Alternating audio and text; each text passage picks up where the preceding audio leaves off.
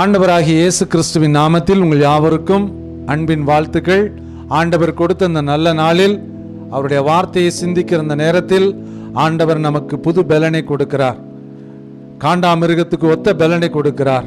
நம்முடைய கால்களை மான்களின் கால்களைப் போல மாற்றுகிற தெய்வம். எனக்கு அருமையானவர்களே, இன்றைக்கு நாம் ஒரு வசனத்தை வாசிக்க கேட்கலாம். எசேக்கியேல் தீர்க்க தரிசன புஸ்தகம் 37 அதிகாரம் 14 வசனத்தை நாம் வாசிக்க கேட்கலாம். என் ஆவியை உங்களுக்குள் வைப்பேன், என் ஆவியை உங்களுக்குள் வைப்பேன், நீங்கள் உயிரடைவீர்கள், நீங்கள் உயிரடைவீர்கள். போதும். என் ஆவியை உங்களுக்குள் வைப்பேன், நீங்கள் அனைவரும் உயிரடைவீர்கள். இன்றைக்கு காணொளி மூலமாக இந்த நிகழ்ச்சியை கண்டு கொண்டிருக்கிற நம்மை பார்த்து, உங்களை பார்த்து ஆண்டவராகிய கடவுள் சொல்லுகிறார், என் பரிசுத்த ஆவியை, என் தூய ஆவியை உங்களுக்கு நான் கொடுப்பேன், உங்களுக்குள் வைப்பேன். அப்பொழுது நீங்கள் மீட்படைவீர்கள், உயிரடைவீர்கள்.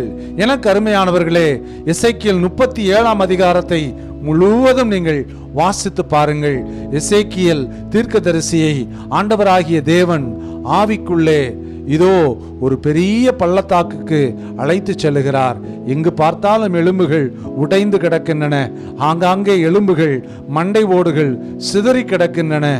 ஆனால் அப்படிப்பட்ட சூழ்நிலையிலே எசேக்கியேல் தீர்க்கதரிசியை பார்த்து ஆண்டவர் சொல்லுகிறார், இந்த எலும்புகள் எல்லாம் நீ தீர்க்க தரிசனம் உரைக்கும் பொழுது அவைகள் ஒன்றோடு ஒன்று சேரும் என்று சொல்லி வேதம் சொல்லுகிறது. எசேக்கியேல் 37:2 வாசிக்கும் பொழுது இந்த எலும்புகள் உலர்ந்து போன எலும்புகள், அந்த எலும்பிலே இமியேனும் ஈரப்பசை இல்லாத எலும்புகள் நன்கு உலர்ந்து போய்விட்டன. ஆனால் இந்த எலும்புகள் எல்லாம் உயிர் பெறுமா, உயிர் அடையுமா என்று ஆண்டவர் எசேக்கியேலை பார்த்து கேட்கிறார். 7 வசனத்திலே நாம் வாசிக்கிறோம், எசேக்கியேல் தீர்க்க தரிசனம் சொல்லும் பொழுது ஒரு பெரிய இரைச்சல், ஒரு பெரிய சத்தம் உண்டானது. என்ன நடந்தது என்ன தெரியுமா?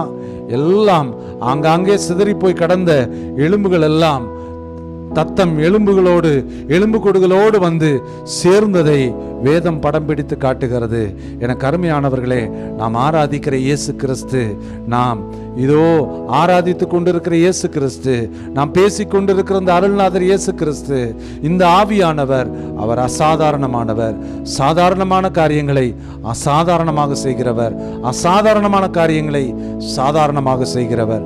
பாருங்கள், 14 வசனம் சொல்லுகிறது, என் ஆவியை உங்களுக்குள் வைப்பேன், உயிரடைவீர்கள்.